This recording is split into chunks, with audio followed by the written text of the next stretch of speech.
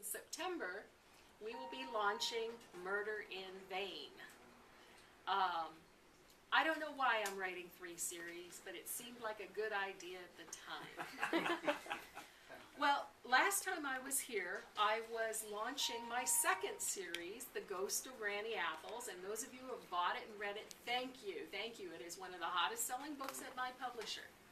Thank you. The 2nd one's written. The 2nd one will be out a year from now. A year from now, we won't be talking about Adelia. We'll be talking about Granny Apples.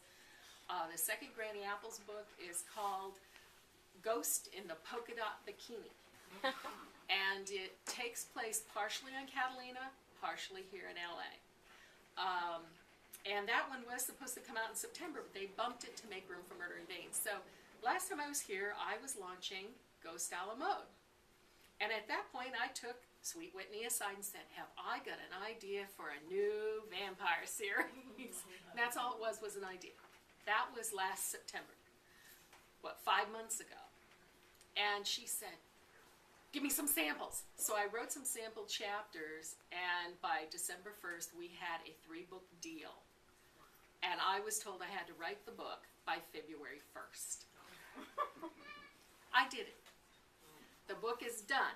The book is ready. The book is coming out in September. So, Murder in Vain is not, I always say, it's not your usual vampire bodice ripper. It's not Twilight. It's not True Blood. It's about vampires who there's a community of vampires that live here in LA under the radar. They just want to live peacefully. And in Murder in Vain, their peaceful existence, and they're trying to keep the raps on the fact they even exist. They don't want people to even know they exist. And all of a sudden, there's somebody starts killing off young women and draining their blood. And so now the vampires, fueled by the massive frenzy for vampire literature and movies and TV shows, they're afraid people are going to start believing in vampires and that their existences will be threatened. Well, along the way, this young woman gets nabbed by the killers, and her life is saved. Her name is Madison Rose, and her life was saved by the vampires. And she becomes embroiled in their quest to find the killers and get rid of them before it becomes a media event.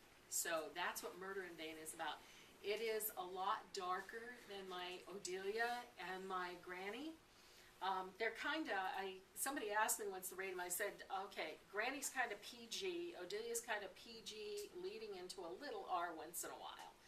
And the ghosts the vampires are. There's enough eroticism and sex and things in them to make them, you know, if you're like really squeaky clean cozies, don't pick up Murder in Vain. I put a disclaimer. This is not a Granny Apples. And Odelia's kind of in the middle for where she straddles.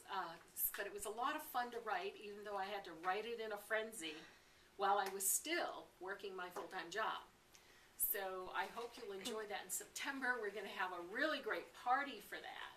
I'm already looking up, you know, blood orange punch recipes, red velvet cake, and all that stuff. We're going to have a lot of fun.